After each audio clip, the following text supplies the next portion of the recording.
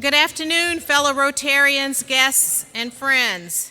Welcome to Hilton Netherlands Plaza and to the July 22nd Rotary Club of Cincinnati meeting. We're really excited to be here. It's our first time in the Hall of Mirrors for this year, and really excited to see all of you here and those of you who are on Zoom. Welcome. We will begin with a video of the Star Spangled Banner, followed by the invocation and four-way test with Jane Burkett.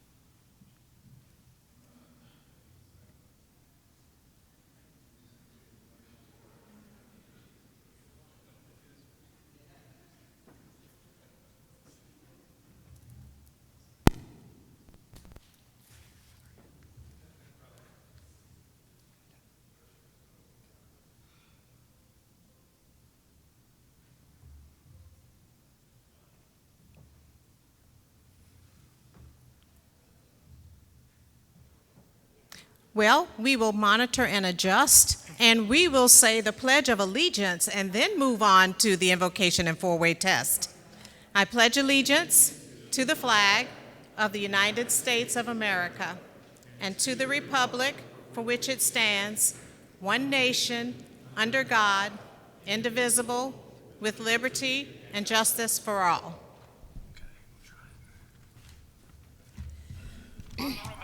Does anybody notice that I happen to have a Montgomery Inn bib on? Preview of what's to come.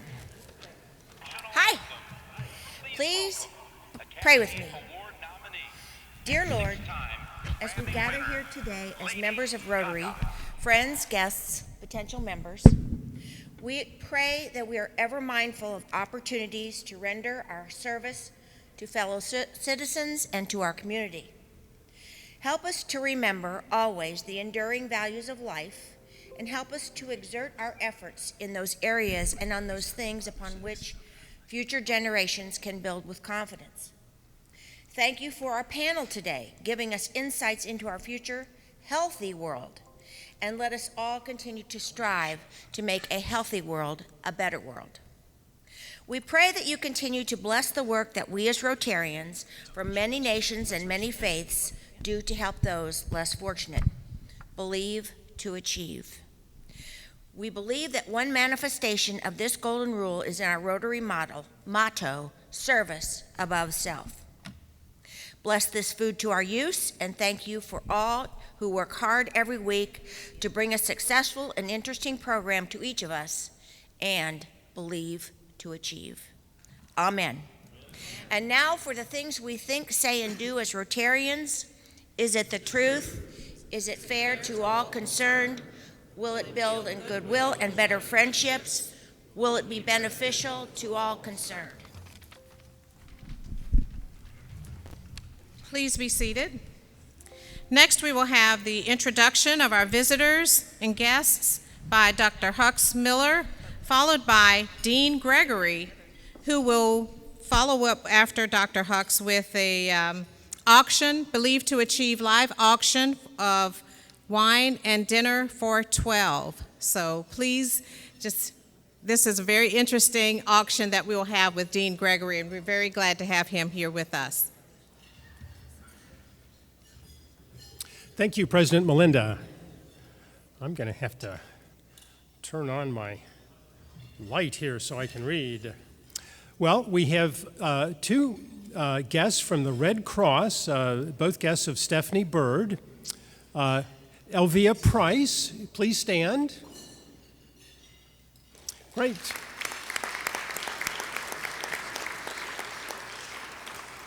And also from the Red Cross, Melita Salkowski, please stand. Hey, okay.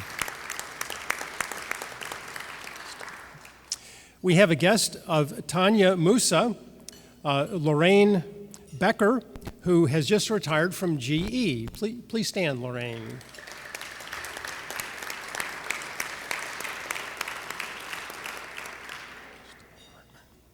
We have a guest of Dan Long, Stephen Hartman, recently retired from Teva Pharmaceuticals. Please stand, Steve.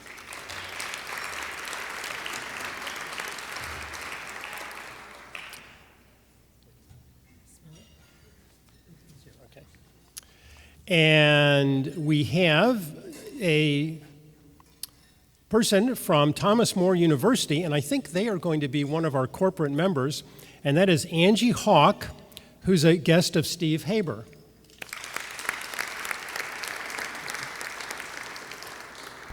And then we have Karen Hilton, a guest of Deanne Fleming from the Forcht, or should I say Forcht Bank.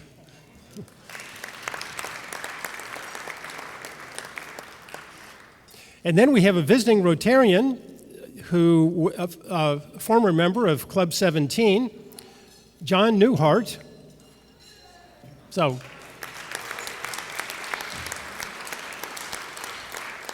and he's from California, so if there's any smell of smoke in the air, it is John's fault. So let's give all of these visiting Rotarians a good Club 17.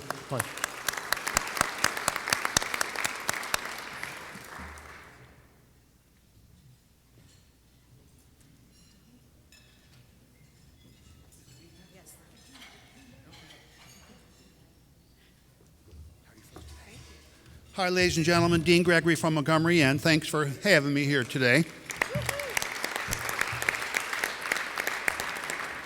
We started doing a special event at the Boathouse for nonprofits about 25 years ago. It's a 5-course gourmet dinner that our chef prepares.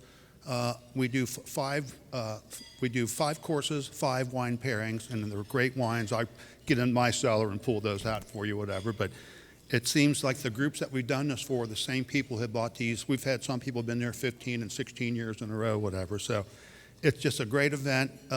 If you're going to buy this, bring people that like to eat and drink, because it is really a great time, and we'd love to have you there. But we put a value of this of $1,750. And number one, you guys, I just got new hearing aids, so I can't hear a damn thing, and I can't see very well either. So you guys are going to have to help me through this auction, okay? But if we could start the bidding at $700, anybody? We got a bid down here for $700. How about $800? $800 over here. Should we go to $900? Anybody at $9? Got $9 over here. How about $1,000, please? Got 2 guys for $1,000. $1,100. $1,100. Got $1,100. How about $1,200? How about $1,300? $1,300. $1,300. How about $1,250? I got $1,300 over here. $1,400. Remember, this is for the Rotary Club. It's not for Montgomery Inn, okay? How about $1,400? I got 14 here. Anybody at 15? 15. How about $1,550? 1,550? 1,550? 1,600? Got 16 here. I'll tell you what, how about if would you take one for $1,650? And you'll take one for $1,650? I just so happen to bring 2 of them here, okay? God bless you guys. Thanks for your support. I have to get back to work. If you know any bus boys looking for jobs, please send them my way, okay? Have a great day.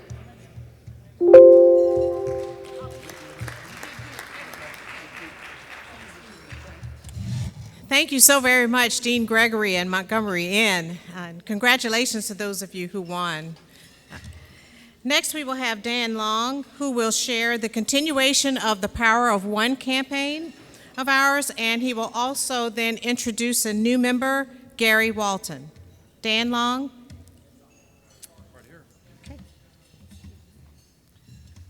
Thank you, President Melinda. That is a very hard act to follow after Dean Gregory, for sure. To start things off, I actually need a little audience participation from everyone. If you wouldn't mind, humor me a little bit here, but I would like to see a show of hands if your first introduction to Rotary was as a guest at a Rotary lunch meeting. Please raise your hand. And if you don't remember, raise your hand anyway.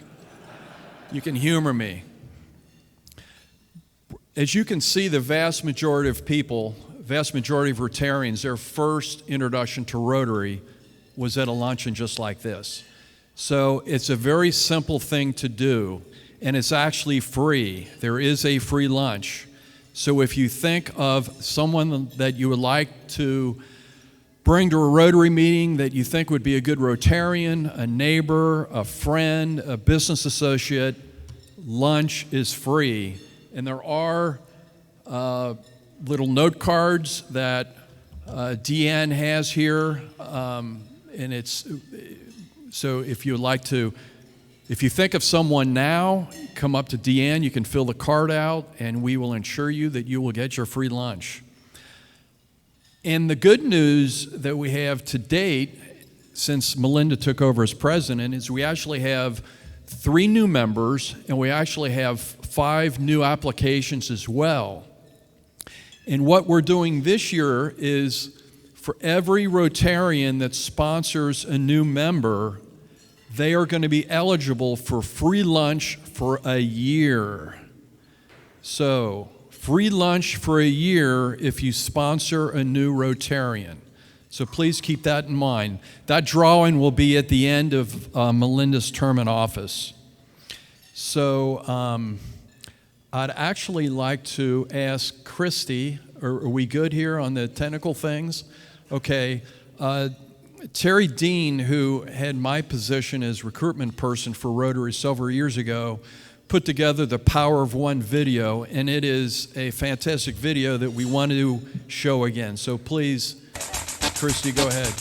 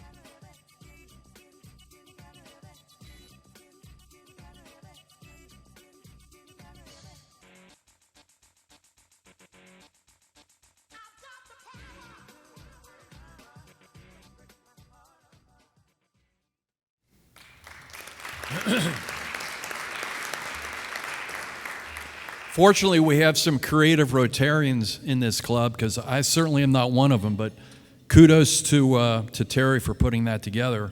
So again, you know, the message is very simple, but it's very important to the future of our club. So please take the time and think of a friend, and let me know if you have any questions at all about the process. And also, I'm looking for some new members to join our committee. So if there's any interest on anyone's part in joining our committee, we are open for business and would like to recruit some new members. So with that, I would like to ask Gary Walton. There he is, Gary. Gary is a new member that I would like to introduce to everyone. And he should really not need an introduction because he's been very involved from the very beginning. Gary fell in love with printing in 1968 after one semester of printing basics at Schwab Middle School in Northside. He went on to earn an associate degree at Cincinnati State and then his bachelor's degree at UC in the College of Education. He was hired to teach at Cincinnati State before he graduated, and has had the joy of teaching there for 45 years. He has trained over 3,500 graphic communication students at Cincinnati State. As he said, "I never worked a day at the college, just went in and played with printing." He has consulted and trained printers in Ohio, Kentucky, Indiana, and other parts of the country. He is devoted to the printing trade and continuously promotes the print industry, now as the founder of the Cincinnati Type and Print Museum. His personal goals for the next 10 years is to flip Price Hill to become a great community again and to make Cincinnati one of the top 10 printing centers in the United States. And I also want to mention, I think that Gary has a Rotary record. I think he is the quickest new member to ever sponsor a meeting. Gary sponsored our meeting last week. So Gary, thank you so much for jumping on boards quickly. And welcome to Rotary.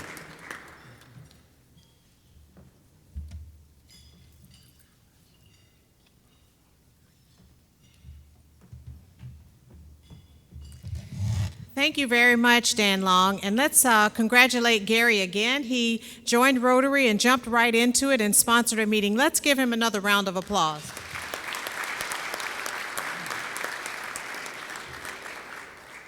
Next, we will have our announcements. We have several birthdays this week. July 20th, Hux Miller. July 20th also, Angie Fisher. July 21st, yours truly. July 22nd, Bonnie Reddick. July 23rd, Lisa Blaney Gazaway. July 25th, Tom Pearett. Let's give them a round of applause. We also have on the 26th, two birthdays, Ali Hussein and Charles Pierce, Dr. Charles Pierce.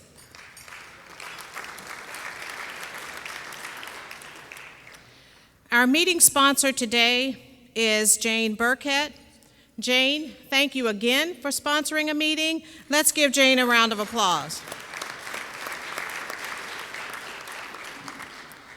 Split the Pot. 25% of Split the Pot proceeds go to the winner, 25% goes to the accumulating pot, and 50% goes to the membership development efforts of the club. Today's winner will receive $34, and the rolling pot is $304. We will be drawing for the Queen of Hearts, and remember that the Club 17 members are eligible for the accumulating pot. Guests are eligible to have their ticket drawn, but Club 17 members are the ones who are eligible for the accumulating pot. So let's see if we can give away the accumulating pot today. Let's see, $304 is that. So we'll have past President Dave Carlin to draw the ticket.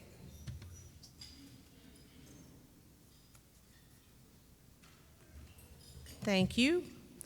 The last four digits are 8387. 8387. Does anyone have that? Coggeshell? You do? 8387? All right. Coggeshell. Pulling for the Queen of Hearts.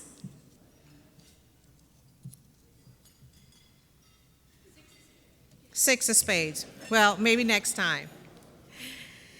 Next week's meeting will be a road show. We will be at the Great Oaks campuses. Our speaker will be Harry Snyder, who is the CEO and president. He's also a Rotarian of the Great Oaks facilities. We will be meeting at the Scarlett campus, which is one of 4 campuses that Great Oaks has. Please remember to RSVP if you would like to have breakfast. Also, a reminder that this will be a breakfast meeting next week. This goes along with the continuation of our strategic plan, where we are addressing those concerns that you as members checked off in the survey that we did in 2019. So we're excited to be able to put some of those pieces in place. If your schedule should change after the deadline date to do your RSVP for breakfast, please feel free to call the office, and you will be able to still attend the meeting and sit at either the coffee or tea table. We always want you to attend if you can, but please make sure that your reservations are in time to receive a meal. So we're looking forward to that. And you could check your E-raise for additional information to make sure you have the specific address of where you need to come at Scarlet Oaks. So see Christy today if you haven't registered already, so we can give them a count for the meal for next week, but there is a deadline to that. Meeting sign-ups, there are still meeting sign-ups for the Sergeant at Arms, greeters, and Split the Pot. If you would check your E-raise again, there's a note in there where you can go to Sign Up Genius. So please take time to look at that and sign up for the Sergeant at Arms, greeters, and the Split the Pot committee. We have another upcoming hands-on service project on Saturday, July 24th. We will meet at Matthew 25 Ministries at Kenwood Road, and that should be a very great project. We enjoyed the previous week's project at Gamble Montessori, so we want to keep this moving on. We are the preeminent club because we're Club 17. We also want to add to be the preeminent club because of our service. So we're really looking forward to the upcoming event on the 24th at Matthew 25 Ministries. If you have any questions, please see Dr. Hux Miller. Rotary Euchre, every fourth Tuesday of the month, members gather for the luck of the draw at the Euchre tournament. The emphasis in all of our activities is on fellowship, networking, and service. So this is also a fun time for fellowship and networking as well. Everyone who plans to attend is asked to bring a snack or dessert and whatever drink of your choice. And all members and significant others are welcome to attend. There has been previously limits on the number of people to sign up. So please make sure you get your interests over to Jeff Weir early on so you can be in for the next tournament for the Euchre Games, which will be Tuesday, July 27th at 6:30. And Allie and Bo Hubbard will be the hosts for this particular Euchre tournament. Save the date. Fun for all. We had a great time last year at the picnic. And this year should be no different. We're really looking forward to it. We will have the Rotary Club picnic at Camp Allen on Saturday, August 28th. And again, these dates are in the E-raise, so make sure you see those and put those down on your calendar. As a part of the festivities, we're doing the car tour again. That was fun last year, so it should be fun again, driving through some roads and places I'd never seen before. And trying to keep up and following the map and the car in front of us. So that should be fun, where there will also be a card boat museum tour and a steam engine collection that Linda, our executive director, she does a great job of putting together these events. So this year should be fun. And also remember, this year we're looking at emphasizing legacy and next generation and keeping that in mind in our activities. So kids are welcome to come to this picnic as well, and it's free to all. We have a meeting after this meeting for the new member orientation. It should be at 1:30 in the Julep Room. So thank you very much for being attentive for those announcements, and please make sure that you adhere to them and get your reservations in for the upcoming meeting. And now I'm really excited to move on and introduce past President Dave Carlin, who will give the program introduction for our great meeting today. Past President Dave.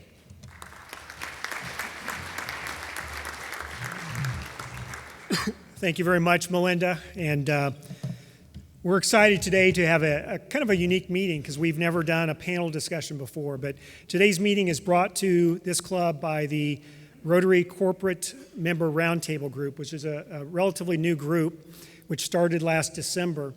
And so I'll talk a little bit about that here in a second. And after we talk about that, I'm going to have Bob Will talk a little bit about the pandemic survey that we all completed within the last couple months, and talk about the impact that the pandemic has had on us as individuals and our organizations.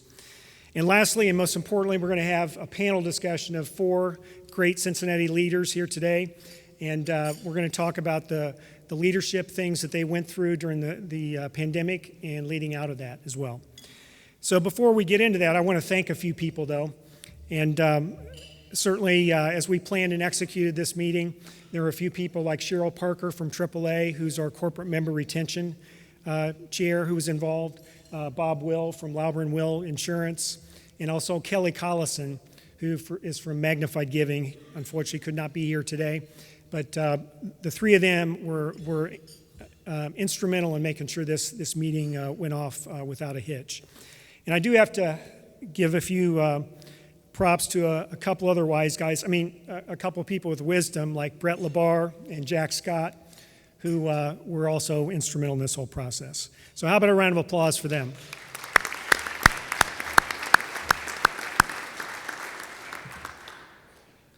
So what is this thing we call the Corporate Member Roundtable? It all started within the last 18 months when, as we talked to corporate members, we learned there's different unique needs that they have compared to an individual member. And we thought that we need to create some sort of forum for those corporate members to get a better experience within our club. So really the idea behind the roundtable is to exchange ideas and allow our members corporate members to be in the room with like-minded members and be in a position to focus on service and get great value out of their membership. Certainly, the other opportunity is to be able to extend what we do in Rotary to the employees and associates of each one of these companies as well, which is a different way of approaching things, but I think it's something that we want to accomplish. And then lastly, looking internally, we always want to make sure that we create value for our members, and corporate members are in that same vein as well. So we want to make sure that they have a forum to be able to speak to the board and to leaders in this organization so that we can make sure their membership is valued. And lastly, we want to expand our membership of corporate members. If you look at this next slide, as far as who are the corporate members we have, we've got 18 at this point in time. As was mentioned, there's going to be a few more that are going to be joining in the next couple weeks. But it's a vibrant group that can do a lot for our club, and we can do a lot for them. So how about a round of applause for our corporate members?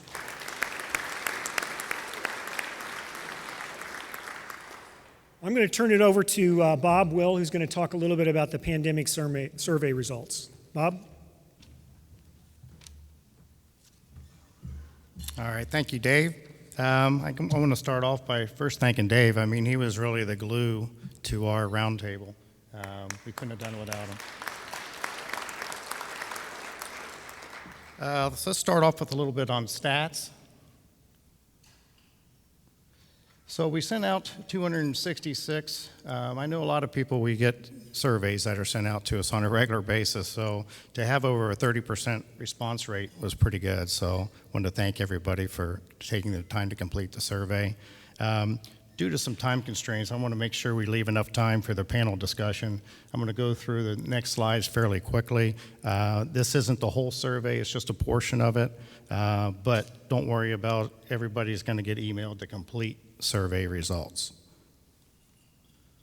First, how the pandemic has affected your organization. We were fortunate. You hate to see anybody's business get devastated, but we only had about a little over 1%. But certainly there was a significant amount of organizations that were impacted, only very few that were not. Next, what is the status of your workplace? As you can see, everybody has returned to work in some fashion. It might be a hybrid where they go in 2 or 3 days a week, maybe share a desk with a coworker. But there are a decent amount still continuing to work from home. I hear that may be an ongoing thing long term, so it'll be kind of interesting to see how this whole plays out down the road. What are your plans this year? What are your plans this year as we near new normal times? As you can see, everybody was chomping at the bit to get back to some form of normalcy. Nobody indicated that they weren't going to do one of those things. So whether it be travel, going to a restaurant, so everybody wants to get back and get back to normal. How are you helping with your employees with their work-life balance? Certainly COVID had a major impact on how employers have dealt with this. It's certainly most of the companies, roughly 65% responded saying that they've adjusted the work schedule in some fashion to help people with their work-life balance. What are your plans to re-engage in community service? Well, this really hits to the heart of what our club is all about, which is community service. So 96% of the respondents of either are engaged or are planning to be engaged by the end of the year. So I think that really says a lot about our club. What did you learn about yourself during this pandemic? This is probably one of my favorite slides. I think people really looked at their lives and adjusted what was important to them. Certainly they spent more time outdoors, reading books. So they just really adjusted their whole lifestyle. I know I did on my own. I used to be one of the first ones into the office every morning, about an hour before anybody got there. When COVID hit, started working from home, I started taking about a 2-mile walk every morning. It just gave me a real fresh outlook for the day. When we returned to the office, I decided to keep walking. It really helped me get a fresh frame of mind for the day. And so now I'm getting in the office when we open, just like when everybody else is. General comments, we group these into 3 categories based on the number of responses. So the first one, using technology to survive. I think most everybody is now as familiar with the word Zoom. Nobody heard of that prior to COVID. So certainly staying connected with the teams of all the employees was a big impact for technology. Lifestyle change, like we kind of talked about. People really did adjust to their life and what was important to them, kind of leading to a less stressful, more healthy lifestyle. And then the last category, the Rotary impact. We had several responses where the Rotary did an excellent job during this past year of just keeping everybody engaged and connected. At this point, I'd like to turn it over to our panel discussion moderator, which is, did he show up? Oh. I thought you were going to be down there. I'd like to introduce Doug Bolton. Doug is a 20-year member of Club 17, current treasurer, and on the board of directors. Here you go, Doug. Thank you, Bob. So Kevin, Stephanie, Tom, Bob, let's go on up and take our seats up here. And I'm going to introduce them as they get their seats and get their microphones. So I'll do the pullover to get us started. So all of these folks really do not need much introduction, but just by way of reintroduction to those who don't know, Stephanie Bird. Thank you, Bob, for grabbing those microphones and passing them out. Stephanie Bird is the Regional Chief Executive Officer of the Red Cross in the Central and Southern Ohio regions, responsible for 47 counties, 6 million people. She does that work through 60 employees and 2,500 volunteers. Some of you may know Stephanie from her time at the United Way, where she led the preschool promise. I'm going to abbreviate the bio so we can get right to the conversation. Kevin Jones is been with Huntington Regional Bank almost 8 years as their president. He has a storied 20-year banking career that began at Fifth Third Bank, and he's one of the most engaged community bankers in our region, serves on the boards or the executive committees of 3CDC, the Cincinnati Regional Business Committee, the Cincinnati USA Regional Chamber of Commerce, Children's Hospital Medical Center Foundation, and on and on and on. So thank you, Kevin, for being here. I know how busy your schedule is. Tom Wiedemann is the president and CEO of the AAA Club Alliance. I think it's the 3rd largest club in the country, 13 states, and also Washington, D.C., 6.4 million members. He has been in the AAA business for 30 years. And then finally, our host today, Bob Lewis, is a 30-year hospitality career at Omni, Belvedere, Crescent Hotels. Grew up in Southeast Asia, Hong Kong, Philippines, Singapore. He is a graduate of the Xavier University. So welcome and thank you very much. You all have, I think, been here sometimes speaking to us, and we really appreciate you coming back and giving us your COVID insights. So I'm going to ask each of you, and Bob, I'm going to begin with you since this is your house. So would love for you to talk about the Hilton pre-COVID and today, and compare and contrast. All of you, I'm asking you to do that with your workplaces. So, Bob? Sure. First, I'd like to just thank Rotary for your support during this COVID time period, especially in taking care of our service team here at the hotel. You guys have been fantastic, and the efforts that you put forth have been so heartwarming. So thank you so much for everything there. It's certainly appreciated by all of our staff. Pre-COVID, we were having a robust year in 2020, and 2021 was forecasted to be one of the best years on record for us here at the hotel.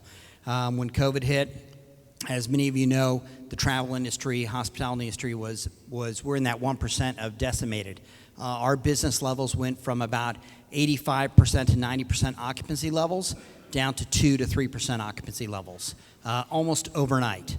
And there was no opening in the horizon. So every month that went by, it just seemed to get worse going out into the future as people just were concerned. And during a certain time point, we were restricted by the government to do really anything. We couldn't have meetings. Travel was cut back. And so it was as dark as it, I think, has ever been in the industry. Nothing like we've ever had before. So we're on a rebound now. It's coming back. It's coming back slowly, but we're still in the middle of a lot of crisis from that perspective. It's by nowhere near where we want it to be or where we think it should be. But we're hopeful. People want to get out and they want to travel. So we're seeing increased demand on the weekends. Hopefully we'll see that across the board there. So big change for us. Very good. Stephanie? Sure. So I'm with the American Red Cross, and you may not know that we've got 4 lines of service. Disaster cycle services, which is what we're known for, particularly in this area. We're a disaster organization. We have a huge blood services program. 40% of the nation's blood is produced through the Red Cross. Training services program, which is where our CPR, AED training, swim lessons, and the like happens. And then lastly, service to armed forces. And prior to the pandemic, each of those services was in full operation. A lot of goals met and exceeded in each of those areas. But as you might expect, with COVID, each of them was affected, but in different ways. Our blood business that relies heavily on schools and also corporations for sponsorship of drives dried up, literally, and we ended up having to shift and find other locations for conducting blood drives.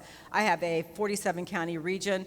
We don't have a big blood footprint here in Cincinnati, but the rest of my region has a significant blood footprint, and so we had to find other locations for hosting blood drives, including here in Cincinnati, and so now we're doing drives in Cincinnati to make up for that slippage during the COVID year and a half.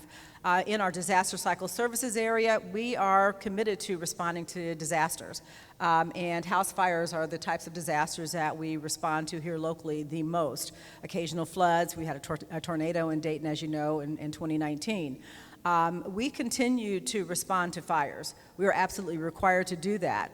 However, the way we did that was through a virtual mode of response, which for our volunteers, who are 90% of our workforce, was a huge challenge. They are so accustomed to going to the scene of a fire, putting a blanket around a family, giving them a cup of coffee, and providing them with the kind of support that they need when they see their home going up in flames, literally.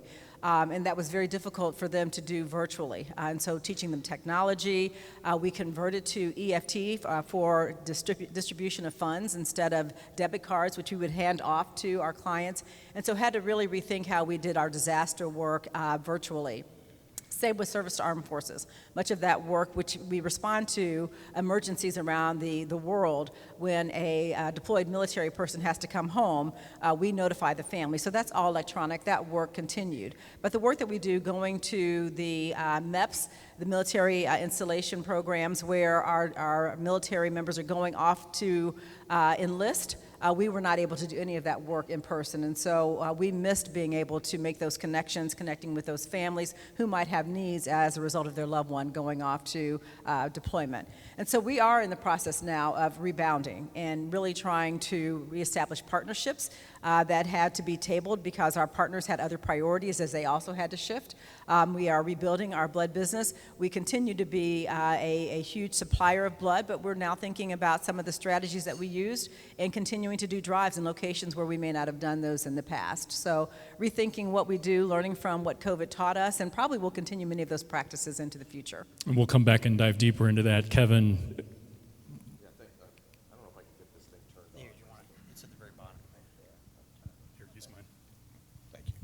Thank you. Yeah, as Bob alluded to, everybody realizes the economy was so strong pre-COVID, and it was not too dissimilar from 2009 and 2010 where it hit a wall. So not only did, in this case, did we have a health epidemic, we also had an economic issue, and things dramatically changed. Fortunately, the banking industry, unlike 2008 and 2009, where we were the problem, this time we were part of the solution. So while we were experiencing incredible volumes, the pandemic actually accelerated our activity as we dealt with everything that was going on as consequence, whether it was businesses, large businesses like Hilton, to small businesses that were impacted, to individuals. So we were doing forbearances that were basically no questions asked forbearances for consumers, for corporations, putting everything on hold, suspending interest payments, suspending principal payments, doing all types of things. And then they introduced PPP.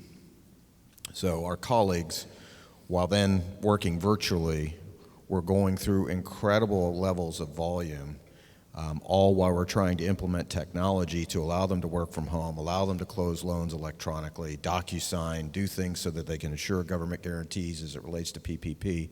And as an example of the incredible level of volume, this is going to sound like a commercial. It's not. Huntington Bank, though, is the #1 SBA lender in the country in terms of volumes of transactions. And in our strongest year of traditional SBA volume, we would do about 36,000 to 37,000 loans. In the 2 months, the first 2 months of PPP, we did 35,000 loans. So in 2 months, we did what normally takes a year. We had to retrain people. We were training, look, one of my colleagues, Josh Ruth, is sitting back there. Josh was doing SBA loans and had not done an SBA loan, I think, ever. We had to retrain 2,000 people to close these things. So the amount of strain that was going in through our system was incredible. But the leadership of our organization never questioned once whether or not it was the right thing to do. We knew we had to be a part of stabilizing the economic consequences due to the healthcare pandemic, knowing that if we didn't, dire consequences would have happened. So we never once questioned doing the right thing, never once questioned what was the cost of doing this. We just have to do this to do our part to help salvage. So it was pretty fundamental. Excellent, thank you. Tom? Well, similar to some of the conversations that the others have had, we were having a great year.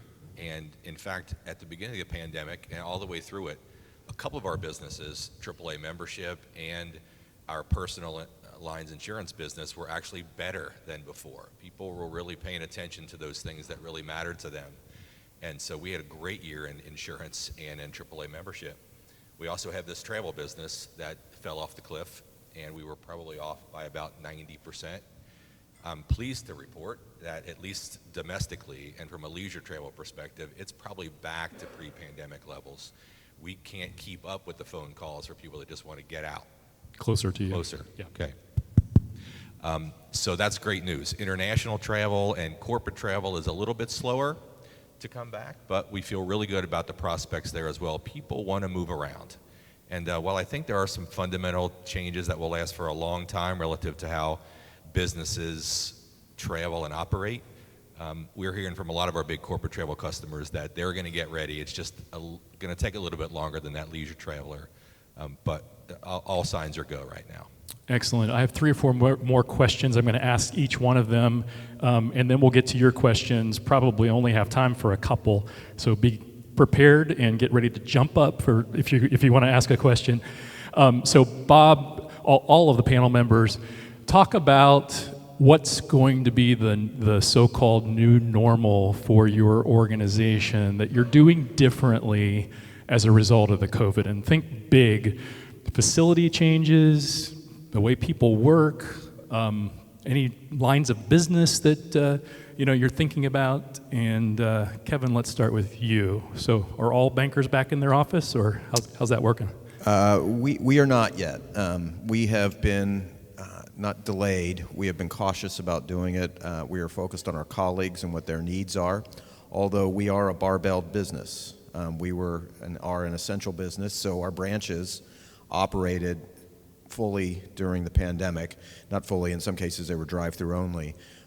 So bringing people back has been a bit of a hurdle for us as it relates to how we're going to schedule, how we're going to work through, but it's all been colleague-focused.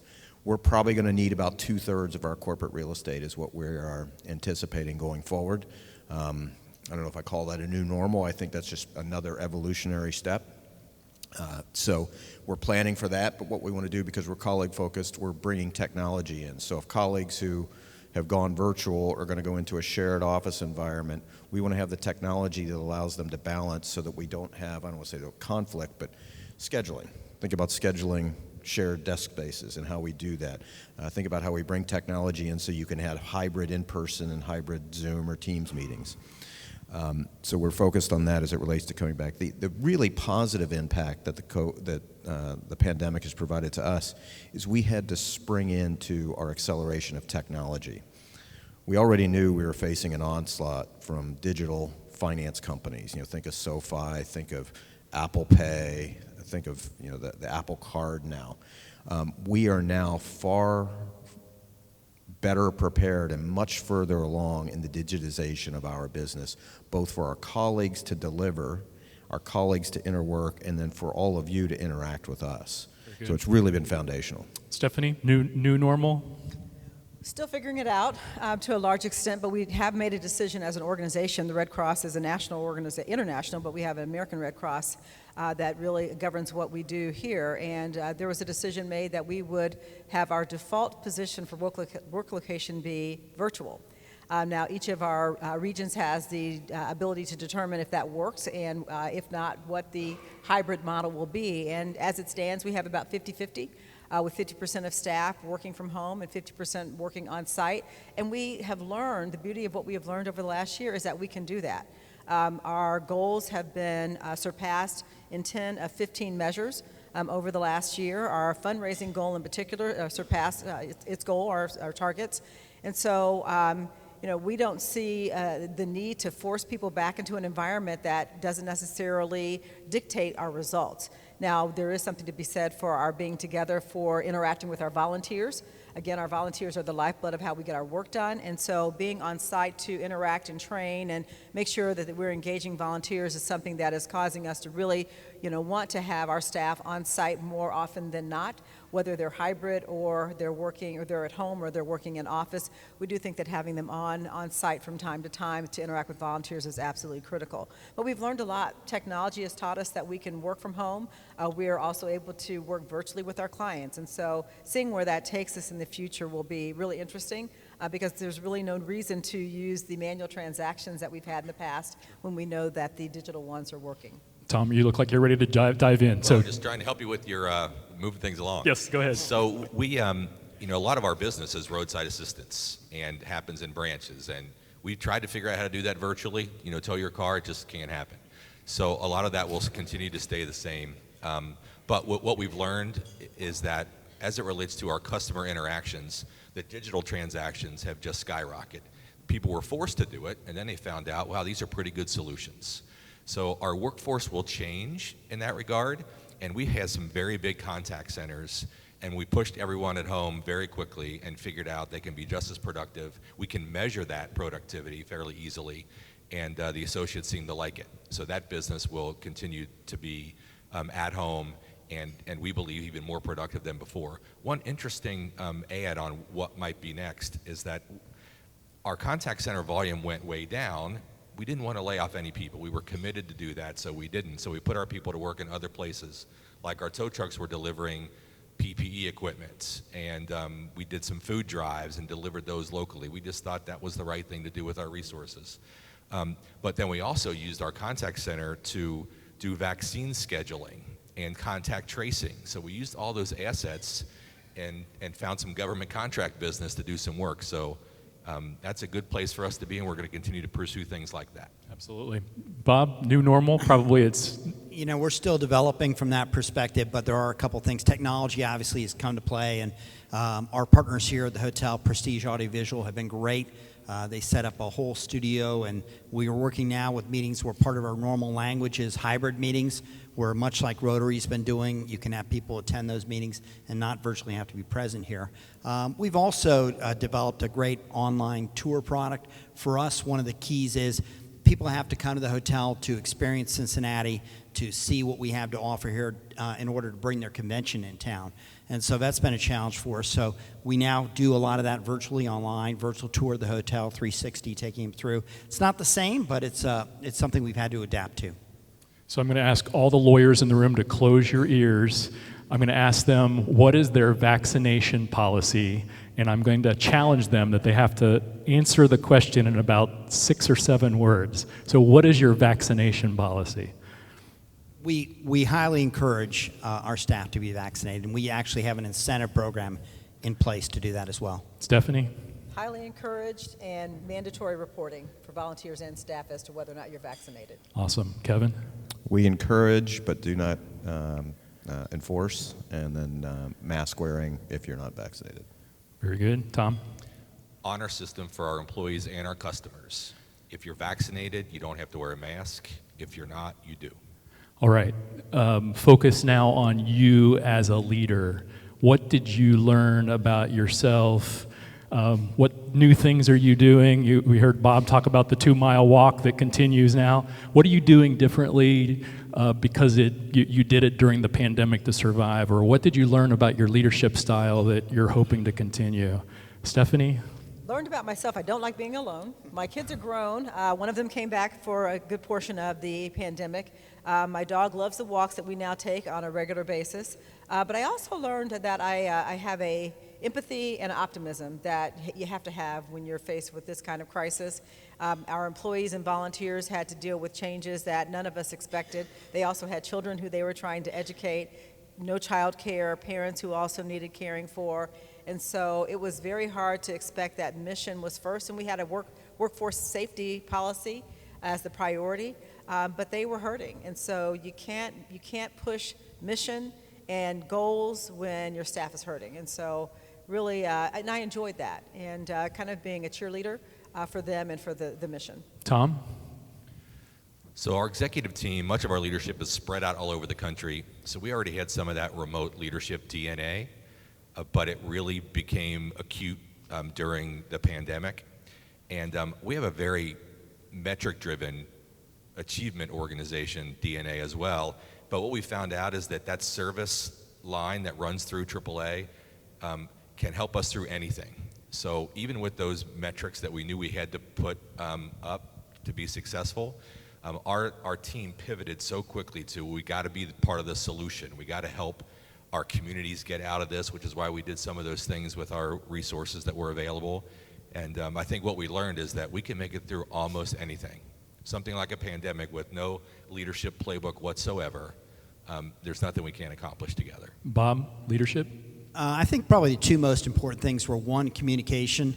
We had so many things going on where we had, unfortunately, to furlough so many people. There was such a negative outlook. So really being transparent about where things were going and communicating on a regular basis were critical for us. And the second, as Stephanie mentioned, was being positive. We just try to be very positive. In fact, with my team, every day we have a daily meeting, and as we did our roundtable for the daily meeting, everyone had to tell one positive thing that happened from the day prior, because it just, that negativity is out there, and you just want to focus on the positive and keep moving forward. And Kevin? I agree with Bob. The positivity thing is the most important thing that we have to do. Personally, I learned I could work from home. I never thought I could. Mm-hmm. Traditionally, banking, you're in the office all the time. If you're not in the office, you're not working. The flexible workplace environment has been foundational for not only me, but I think our colleagues. Okay, I'm going to come back and ask you silver linings, but first, who has the one question that we have time for? Anybody? You don't have a question? Okay, so let's go to silver linings. What was the one silver lining of the pandemic? What's the one thing that you just, okay, I'm going to continue doing this forever, and you haven't talked about it yet? Kevin? It could be for the organization. We launched our first digital-only product during the pandemic that I don't think would have happened. But it was also in conjunction with many of the things that we learned as a society about social inequities, racial disparities, and we launched something called Standby Cash with no credit check, only a deposit history. You can borrow up to $1,000 at 0% interest, providing you sign up for electronic debit payments, and you can do this all through a click of an app. We would have never launched that product if we didn't experience, A, the digital stress, and then B, the social and civil matters. That's awesome. Congratulations. Stephanie, silver lining? Silver lining, we had a great year. We didn't get a chance to do all of our mission, but our employee engagement scores are the highest they've been compared to our national organization and our line of business. Our teamwork scores are higher than they've ever been. We, again, surpassed our goals for fundraising, and our client satisfaction rates were higher than they've ever been. So silver lining is that we have to learn how to sustain that. Mm-hmm. And what are we going to do going forward to retain those high levels of performance, given that we're getting back to whatever the new normal is. So don't throw the baby out with the bathwater. Sure. Silver lining, Bob? I would say just the ability to, through all the challenges we have had and continue to have, it's our interaction with our internal team here. Mm-hmm. We've gone through so much, and because of that, we've really developed a stronger relationship with the teammates and associates here on a property level. I mean, we're really talking more with them, interacting more with them, and it's more heart to heart on a personal level. So I don't think we ever would have gotten there. Excellent. And finally, Tom, silver lining for you? Just finish up two areas, really. One is about communication. When you really press the pedal down and communicate during a pandemic, you realize you should be doing that all the time and much more frequently. So I'd say that engagement will continue for a very long time.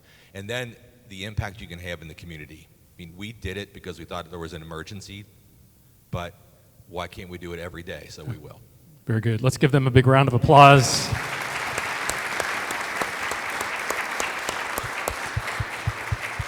And let's give Doug a round of applause as well. Thank you, Doug.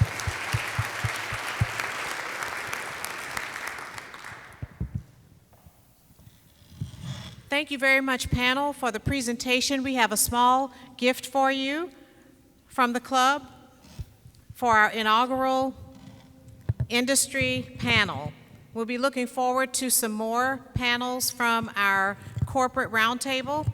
We have 3 members who are on our corporate committee, and if they would stand, we have Cheryl Parker, Bob Will, and Kelly Collison, who is not here. And we also have, thank you so much for standing, and our chairpersons for the corporate roundtable are past presidents Jack Scott, is Jack here? Jack Scott and Dave Carlin. And the last thing we will do is we have a drawing for the survey that you all completed, some of you who completed the survey. If you put your name on the survey, we have a drawing here for one of the people who's completed the survey, and we have a small gift for you. And we'll have Bob Will choose the name from the